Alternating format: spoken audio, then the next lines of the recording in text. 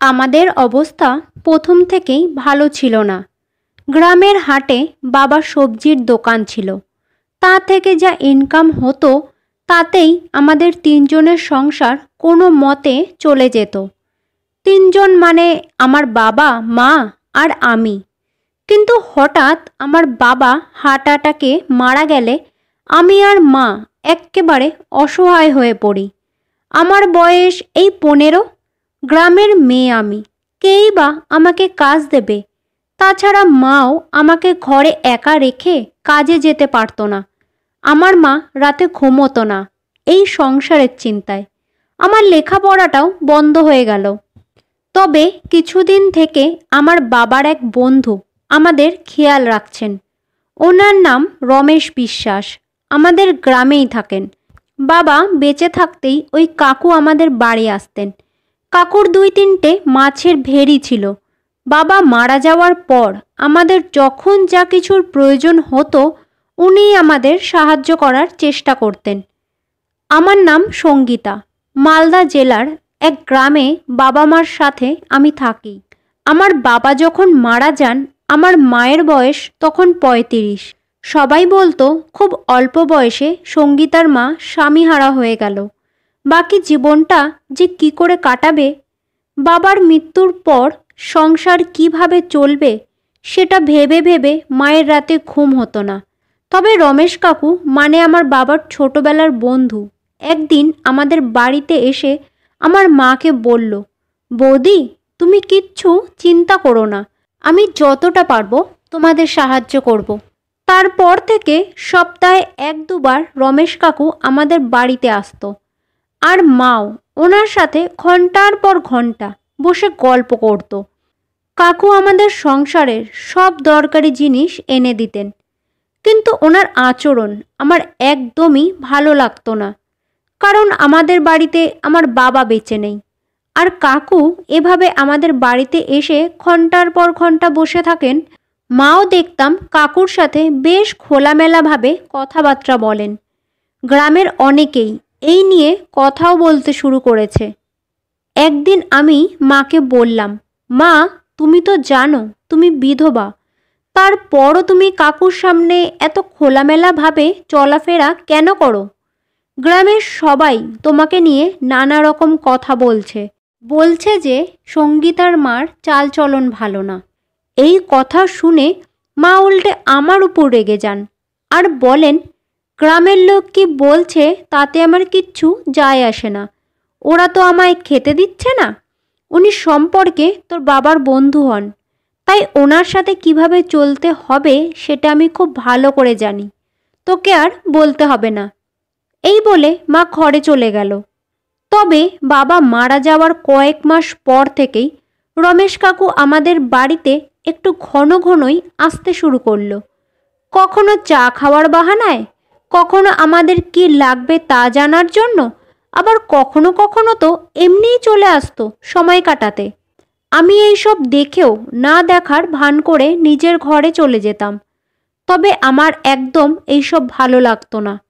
কেননা রমেশ কাকু আমার বাবার নিজের ভাই নয়, আমার বাবার বন্ধু। ওনারও তো ঘরে বউ বাচ্চা আছে, ওনারও সংসার আছে। উনি যতই আমাদের সাহায্য করুক না কেন, এইভাবে একজন পরপুরুষের সাথে মায়ের খোলামেলাভাবে চলাফেরা করাটা আমার একেবারেই ভালো লাগতো না। আমার মাও তো আগে এরকম ছিল না, বাবা মারা যাওয়ার পরই এরকম হয়ে গেছে। একদিন স্কুল থেকে বাড়ি ফিরে দেখি রমেশ কাকু আমাদের ঘরে বসে আছে। আমাকে দেখেই জিজ্ঞাসা করলো, কিরে পড়াশোনা ঠিক করে করছিস তো? আমি বললাম হ্যাঁ। তারপর উনি বললেন, শোন, তোর যখন যা দরকার হবে আমাকে বলবি, কেমন? আমি কিছু বলার আগেই মা বলল, আমার মেয়ে যা লাজুক, ও মুখ ফুটে কিছুই চাইবে না। মায়ের কথা শুনে রমেশ কাকু একটু হেসে বললেন, একবার এদিকে আয় তো। আমি কাছে যেতেই রমেশ কাকু বেশ কিছু টাকা আমার হাতে দিয়ে বললেন, তুই এই টাকাটা রাখ, তোর কোনো প্রয়োজন পড়লে খরচ করিস, আরও যদি দরকার হয় আমায় বলবি। আমি আর কোনো উত্তর না দিয়ে পাশের ঘরে চলে গেলাম।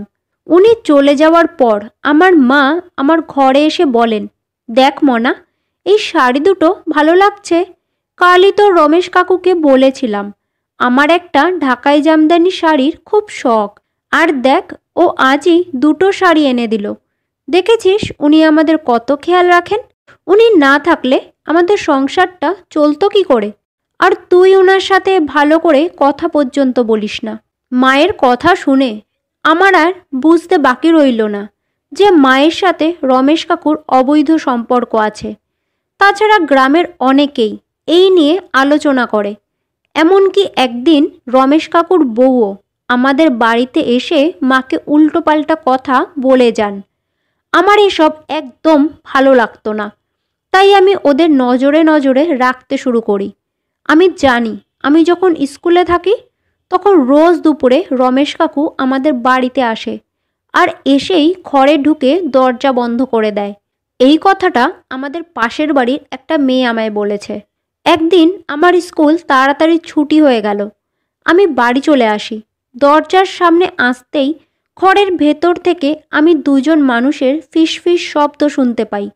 আমার একটু সন্দেহ হলো।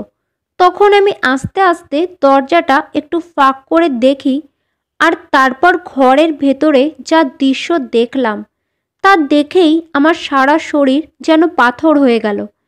এই অবস্থায় ওদের দুজনকে দেখে আমি পুরো অবাক হয়ে গেলাম, কারণ আমি ভাবতেই পারছি না আমার মা এমন কিছু করতে পারে। আমি দরজাটা ফাঁক করে সব কিছু দেখেছিলাম। দেখি রমেশ কাকু মাকে জড়িয়ে ধরে আদর করছিলেন, আর মাও কাকুকে বাধা না দিয়ে সব কিছু মেনে নিচ্ছেন। কি করে মা বাবাকে এত তাড়াতাড়ি ভুলে গেল?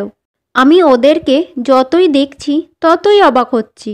হঠাৎ রমেশ কাকুর ফোনটা বেজে ওঠে, আর উনি সাথে সাথে ঘর থেকে বেরিয়ে যান। পরে জানতে পারি ওনার বাড়ির থেকেই ফোনটা এসেছিল। ওনার বউয়ের শরীরটা ভালো না, তাই আমি আর সেদিন মাকে কিছু জিজ্ঞাসা করলাম না। পরের দিন আমি মায়ের সাথে এই ব্যাপারে কথা বলতে গেলাম, কিন্তু লজ্জায় আমি আর মাকে কিছুই জিজ্ঞাসা করতে পারিনি। তবে আমার মায়ের কোনো লজ্জা শরম নেই। এভাবে 2-3 দিন কেটে যায়। এই 2-3 দিনে রমেশ কাকু আমাদের বাড়িতে আসেনি। হয়তো ওনার বউয়ের শরীরটা একটু বেশিই খারাপ। আমার বাবা নেই বলে রমেশ কাকু আমাদের টাকা পয়সা দিয়ে অনেক সাহায্য করেন। আমি লেখাপড়াটাও ওনার জন্যই শিখতে পারছি। কিন্তু আমার মায়ের সাথে ওনার যা সম্পর্ক সেটা আমি কিছুতেই মেনে নিতে পারবো না। আমার মা আমার বাবাকে ভুলে যেতে পারলেও আমি আমার বাবাকে কোনোদিনও ভুলতে পারবো না। আমার মা একজন বিধবা মহিলা। ওনার যেসব আচার নিয়ম পালন করা উচিত তার সব কিছুই উনি পালন করতেন, কিন্তু রমেশ কাকু ঘরে ঢুকলেই আমার মা ভুলে যান যে উনি একজন বিধবা মহিলা। বেশ কিছুদিন ধরে রমেশ কাকু আমাদের বাড়িতে আসছিলেন না। আমি ভাবলাম যাক, ভালো হয়েছে, ওরা দুজনেই ওদের ভুলটা বুঝতে পেরেছে। কিন্তু আসলে ভুলটা আমিই বুঝেছিলাম। একদিন রাতে হঠাৎ আমার ঘুম ভেঙে গেলে আমি একাই বাথরুমে যাওয়ার জন্য উঠি, কারণ মা আর আমি আলাদা রুমে শুতাম। হঠাৎ আমার কানে আবারও মায়ের ঘর থেকে ফিসফিসানির শব্দ আসতে থাকে। আমি আর বাথরুমে না গিয়ে মায়ের ঘরের জানলাটা দিয়ে ঘরের ভেতরে উঁকি মারি। ঘরে একটা হালকা আলো জ্বলছিল। সেই আলোতেই দেখি রমেশ কাকু আর আমার মা এক্কেবারে উলঙ্গ অবস্থায় বিছানায়। এইভাবে দুজনকে দেখে আমি অবাক হয়ে যাই। আমি হাঁ করে দরজার সামনে দাঁড়িয়ে শুধু দেখছিলাম। কাকুর সাথে মা এমনভাবে শারীরিক চাহিদায় লিপ্ত হয়ে পড়েন যে মা ভুলেই যান যে পাশের ঘরে ওনার মেয়েও আছে। মা এমনভাবে আওয়াজ করছিলেন যে বাইরে থেকে যে কেউ শুনে ফেলবে, আর কাকু নিজের কাজ করে যাচ্ছেন। আমার ওদের দুজনকে এই অবস্থায় দেখে খুব লজ্জা লাগছিল, তবে রাগও হচ্ছিল মায়ের ওপর। মনে হচ্ছিল এক্ষুনি ঘরে ঢুকে রমেশ কাকুর ভালো মানুষের মুখোশটা খুলে দিই, আর মাকে বলি যে তুমি এসব কি করছো, লজ্জা করে না তোমার? কিন্তু আমি নিজেই লজ্জায় আর ওই ঘরে ঢুকতে পারলাম না। আমি চুপচাপ নিজের রুমে চলে গেলাম। ঘরে গিয়ে আমার আর ঘুম আসলো না। আমার মাথায় শুধু ওই সবই ঘুরছিল। আমি শুধু এটাই ভাবছিলাম, আমার মা এত নিচে কি করে নামতে পারে?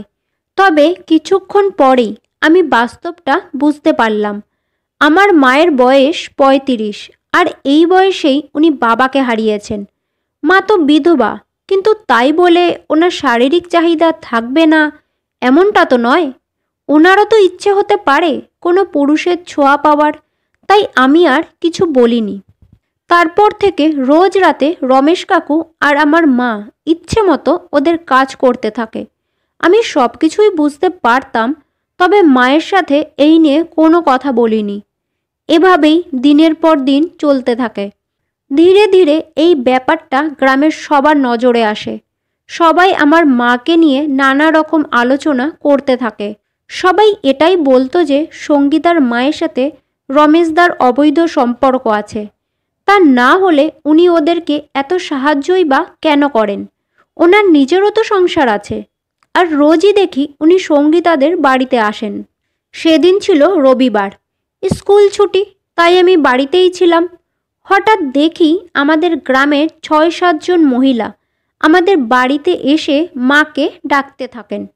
মা আর আমি ঘর থেকে বেরোতেই ওনাদের মধ্যে থেকে একজন বলেন, সঙ্গীতা, তুই ঘরে যা, আমাদের তোর মায়ের সাথে কিছু কথা আছে। আমি ঘরে চলে গেলাম, কিন্তু দরজার পেছনে লুকিয়ে ওদের সব কথাই শুনছিলাম। ওরা আমার মাকে জিজ্ঞাসা করে যে গ্রামের সবাই তোমার ব্যাপারে যা আলোচনা করছে সেটা কি ঠিক? আমার মা শুনে বলেন, আমি ঠিক বুঝলাম না, কি হয়েছে? তোমরা আমাকে একটু খুলে বলো। তখন একজন বললেন, কাল রাতে আমার স্বামী জমিতে জল দিয়ে বাড়ি ফিরছিলেন। সে দেখে যে রমেশদা তোমাদের বাড়িতে ঢুকছে। তখন রাত প্রায় 10টা বাজে। এত রাতে রমেশদা তোমাদের বাড়িতে কেন এসেছিল? তখন আমার মা বলেন, তোমরা তো জানোই, তোমাদের দাদা মারা যাওয়ার পর মেয়েটার লেখাপড়া বন্ধ হয়ে যায়। রমেশদাই আবার মেয়েটাকে লেখাপড়া শেখাচ্ছে। কাল ওর স্কুলে মায়না জমা দিতে হবে, সেই টাকাটাই উনি দিতে এসেছিল। বিশ্বাস না হলে তোমরা আমার মেয়েকেই জিজ্ঞেস করো। এই মনা, একবার বাইরে আয় তো। ওরা বলল, না না থাক, মেয়েকে আর ডাকতে হবে না, আজ আমরা আসি। মায়ের এমন কথায় ওরা আর কিছু বলতে পারল না। ওরা সবাই চলে গেলে আমি বললাম, মা, তুমি ওদের মিথ্যে কেন বললে? আর তাছাড়া আমিও জানি রমেশ কাকুর সাথে তোমার খারাপ সম্পর্ক আছে। আমি এখন আর ছোট নেই মা। রাতে তোমার ঘরে কি হয় আমি সব জানি। তোমাদের আওয়াজ আমার কানে আসে। গ্রামের মহিলারা কিছু ভুল বলেনি।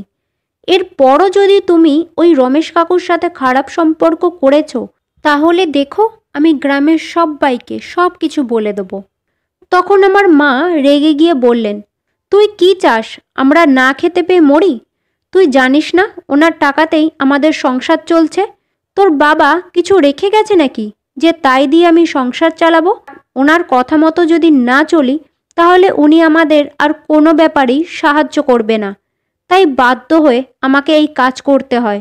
আর তুই তো এখন বড় হয়েছিস, সব কিছুই বুঝিস। আমারও একটা শারীরিক চাহিদা আছে। এত কম বয়সে বিধবা হয়েছি আমি। ওনার কথা মতন চললে আমাদের সব দিক থেকেই ভালো, কারণ একদিকে আমাদের বাড়ির খরচ চলে যাচ্ছে, আর অন্যদিকে আমার শারীরিক চাহিদাও মিটে যাচ্ছে। আর তাছাড়া আর কয়েক বছর পর তো তোর বিয়ে দিতে হবে। তার জন্য কিছু গয়না তো উনি এখন থেকেই বানিয়ে দিয়েছেন। সেজন্য বলছি, তুই চুপ করে থাক, আমার কাজে একদম বাধা দিতে আসবি না। আমি যা করছি সেটা আমায় করতে দে। আর গ্রামের যদি কেউ এই ব্যাপারে কিছু জিজ্ঞেস করে, একদম মুখ খুলবি না, না হলে কিন্তু লেখাপড়া বন্ধ করে এক্ষুনি তোর বিয়ে দিয়ে দেবো। মায়ের কথায় আমি ভয় পেয়ে যাই। সেই জন্য আমিও মা আর রমেশ কাকুর অবৈধ সম্পর্কটা মেনে নিতে বাধ্য হই, আর দিনরাত ওদের লীলা খেলা দেখতে থাকি। বন্ধুরা, আশা করছি আজকের গল্পটা তোমাদের ভালো লেগেছে। যদি গল্পটা ভালো লেগে থাকে তাহলে ভিডিওটাকে একটা লাইক আর চ্যানেলটাকে সাবস্ক্রাইব করার অনুরোধ রইল।